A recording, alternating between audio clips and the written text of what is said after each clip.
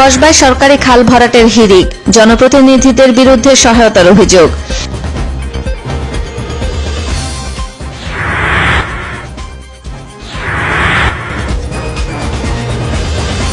ব্রাহ্মণবাড়িয়ার কসবায় ড্রেজার দিয়ে সরকারি খাল ভরাটের উৎসব চলছে।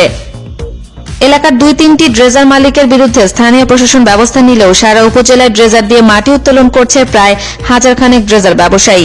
এ সকল কর্মকাণ্ডে বিভিন্ন রাজনৈতিক দলের নেতাকর্মীরা জড়িত বলে জানান অনেকেই। যদি এটা ভরাট করে ফেলে তাহলে ৫০-৬০টা বাড়ির পানি নিষ্কাশনের অবস্থা খুব খারাপ হয়ে যাবে এবং সমস্ত জনগণ চলার কোনো ব্যবস্থা থাকবে না এবং সমস্ত রাস্তা পানি চলে যাবে। সরকারি হাঁসের জায়গায় এখানে গর্ত প্রায় ১৫ থেকে ২০ ফিট হবে। হ্যাঁ, এটা বরট করে ফেলতেছে ডেজারের মাটি দিয়ে। ইতোমধ্যে খাল ভরাট করার অনুমতি দেওয়ার অভিযোগ উঠেছে বাদুর ইউনিয়ন পরিষদ চেয়ারম্যান হাজী আবু জামাল খানের বিরুদ্ধে। এ বিষয়ে উপজেলা প্রশাসনের নিকট লিখিত অভিযোগ দিয়েছে এলাকাবাসী।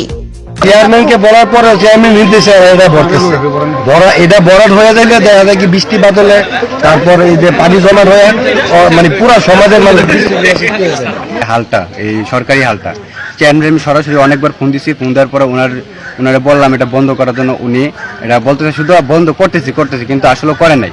উপজেলার মান্দারপুর গ্রামের এই খালটি গ্রামের পানি প্রবাহের প্রধান খাল। এ খালটি ঐতিহ্যবাহী তিতাস নদীর প্রশাখা।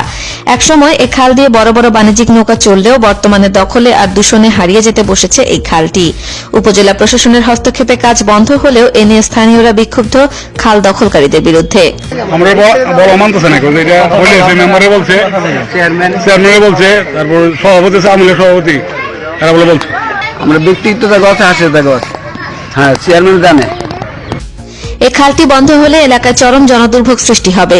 ভুক্তভোগীদের দাবি, এ বিষয়ে একাধিকবার চেয়ারম্যানকে জানানো হলেও পদক্ষেপ নিতে গড়িমসি করেন তিনি। এদিকে বাদুর ইউনিয়ন পরিষদ চেয়ারম্যান হাজী আবুল জামাল খান তার বিরুদ্ধে আনীত অভিযোগ অস্বীকার করেন। কাজ করবো আইন আমাদের নেই, নাগরিক সুবিধার পক্ষে আমি আছি।